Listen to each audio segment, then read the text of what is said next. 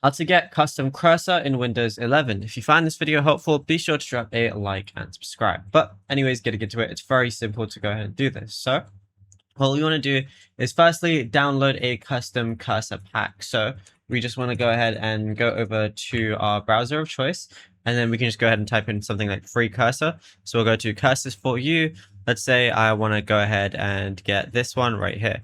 All I got to do is click on it, and I'm going to press download this cursor and wait for it to download. It's then going to be a zip file, but I'm just going to move it over to my desktop. So all I'm going to do is drag it over to my desktop, and now it's right here. Now all I'm going to do is extract this file. So I'm going to right click it, and then I'm going to press extract to, and then it's going to extract to the specific folder. So I can delete the zip file. And now it looks something like this. And at this point, all I want to go ahead and do is basically I have to extract it into a permanent folder.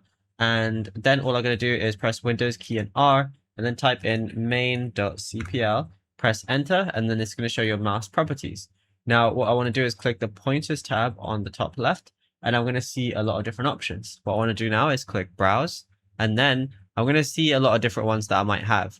Because what I want to do is go over to this PC, I can go to that, and then just locate my desktop. So I'm just going to go ahead to my desktop right now, and then I'm going to see all of these different things. But I want to go to this, and then I have all these different ones. So I'm going to choose this one right here.